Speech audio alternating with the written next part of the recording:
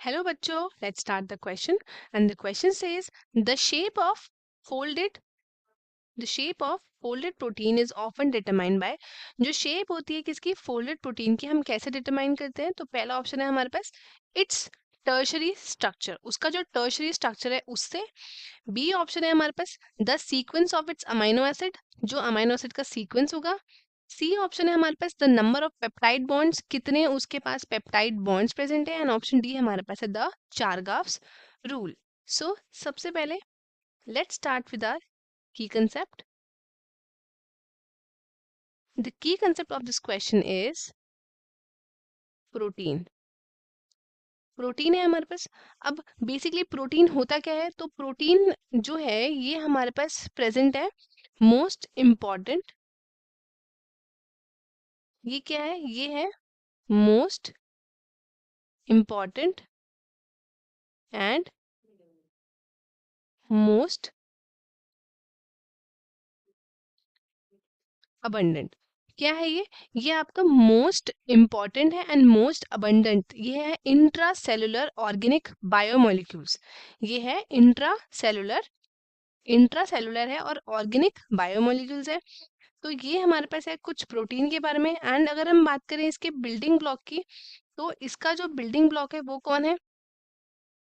इसका building block है हमारे पास amino acid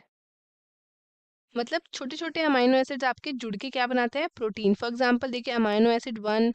plus amino acid 2 plus amino acid 3 and so on ये आपका क्या बनाता है ये आपका लास्ट में बनाता है प्रोटीन का एक स्ट्रक्चर प्रोटीन का स्ट्रक्चर अब जो है प्रोटीन के जो स्ट्रक्चर हैं ये बेसिकली हमारे पास कितने हैं चार तरीके के होते हैं पहला है हमारे पास प्राइमरी फिर है हमारे पास secondary then we have tertiary and then we have quaternary हम सबके बारे में बात करेंगे सबसे पहले हम देख लेते हैं इसका जो स्ट्रक्चर है वो कैसे बनता है अगर हम देखें प्रोटीन का स्ट्रक्चर तो प्रोटीन का स्ट्रक्चर कैसे बनता है वो देखते हैं ये बनता है कंडेंसेशन ऑफ अमाइनो एसिड्स का कैसे बनता है कंडेंसेशन ऑफ अमाइनो एसिड से जो क्या कर रहा है फॉर्मिंग ये फॉर्म कर रहा है पेप्टाइड बॉन्ड क्या फॉर्म कर रहा है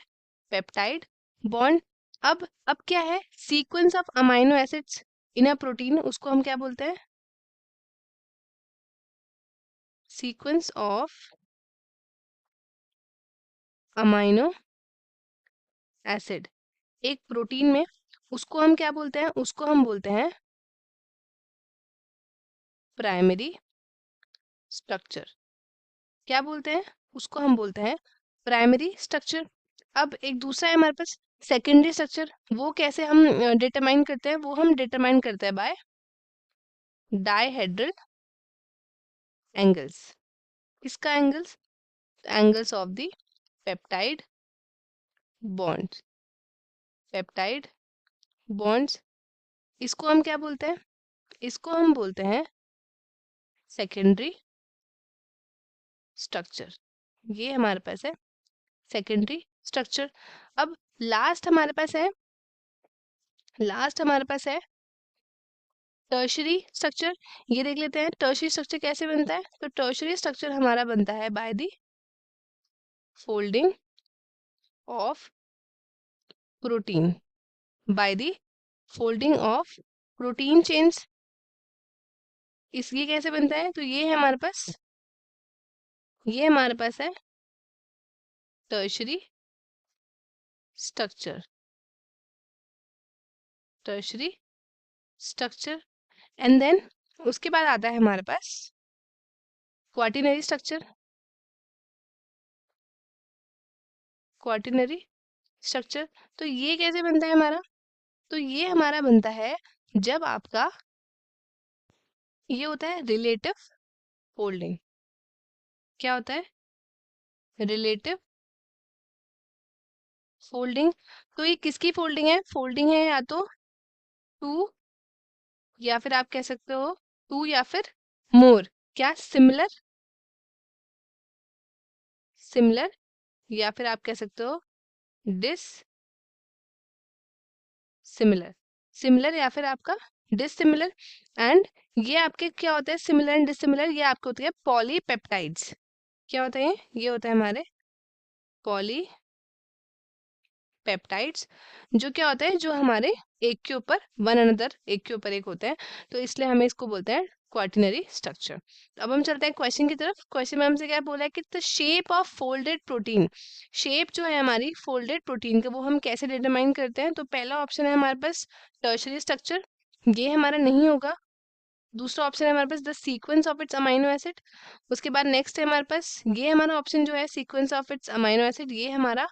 करेक्ट है। नेक्स्ट है हमारे पास the number of peptide bonds, इसका कोई रिलेशन नहीं है फोल्डिंग ऑफ प्रोटीन के साथ। एंड नेक्स्ट हमारा आता है चारगाफ रूल। तो ये चारगाफ रूल क्या होता है, ये बेसिकली आपका डीएनए से रिलेटेड होता है। डीएनए से रिलेटेड होता है किस केस में, कि हम इसको बोलते हैं जितना ही हमारे पास डीएनए में क्या है प्रेजेंट है प्यूरिन्स, उतना ही अमाउंट हमारे पास क्या प्रेजेंट होनी चाहिए,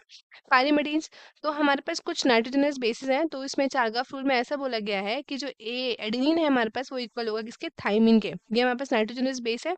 एंड गुआनिन जो होगा हमारा इक्वल होगा साइटोसिन के। तो इसलिए उसने बोला है प्यूरिन्स जो होगा हमारा वो इक्वल होगा किसके, वो इक्वल होगा हमारा पायरिमिडीन्स के। तो ये आपका ऑप्शन जो है वो किसी भी हद तक प्रोटीन से रिलेटेड नहीं हो रहा है इस वाले स्टेटमेंट के लिए। तो अब हम चलते हैं ऑप्शन बी की तरफ, जो है हमारा the sequence of its amino acid. ये ऑप्शन क्या है हमारा, ये ऑप्शन हमारा एब्सोल्युटली करेक्ट है। तो आई होप स्टूडेंट्स आपको क्वेश्चन अच्छे से समझ में आया है। All the very best and thank you.